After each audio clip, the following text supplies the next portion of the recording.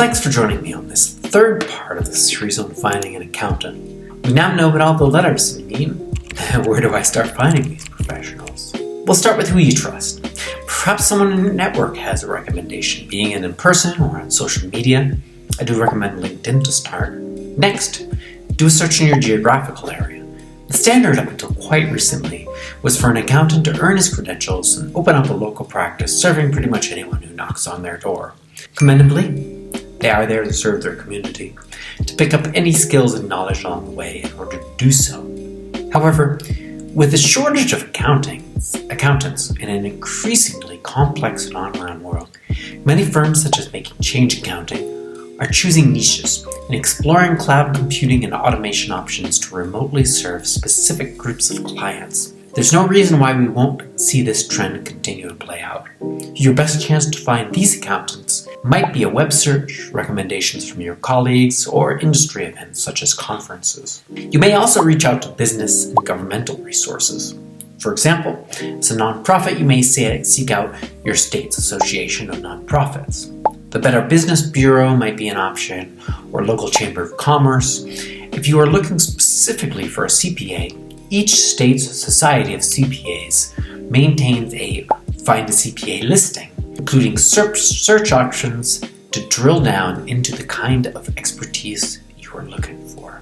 If you want to research these practices, you might not have a lot of options. Accountants don't generally have a lot of Yelp or Google reviews. Go to their websites, see if there are any reviews or testimonials. Use your best judgment and trust your instincts. Reach out to them with questions if you have any, to see how quickly and thoroughly they reply to you.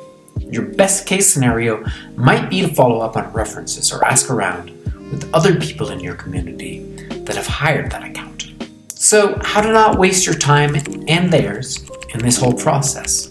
Your first step might be to summarize what you're looking for. Try this handy accounting needs assessment in the link below that I fill out for each potential client after our free 40-minute consultation. It will ask questions like, do you need bookkeeping services or just taxes? Do you have any complicating accounting matters such as grants or insurance payments? How many bank or credit cards do you have that need to be reconciled? Are you using your own personal credit cards and bank accounts for your business?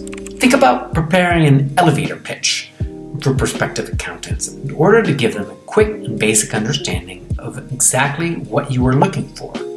Accountants tend to be conservative and more likely to continue a conversation on a known situation than an unknown. Try to talk to at least 3 potential accountants.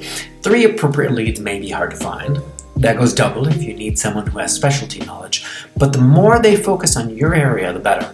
You may be able to find some clients who have few such clients in their roster, but be warned, sometimes a little knowledge is more dangerous than no knowledge at all. It may be that they want to see some documents before your meeting, or they may ask for it after. They may want to see bank statements, prior year tax returns, or they may ask to have access to your accounting software to do their own research. And you may be tempted to say, nope.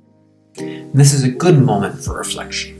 You are about to trust a professional with very strict guidelines and rules about confidentiality. So ask yourself, do any of the potential service providers seem untrustworthy? Unstable?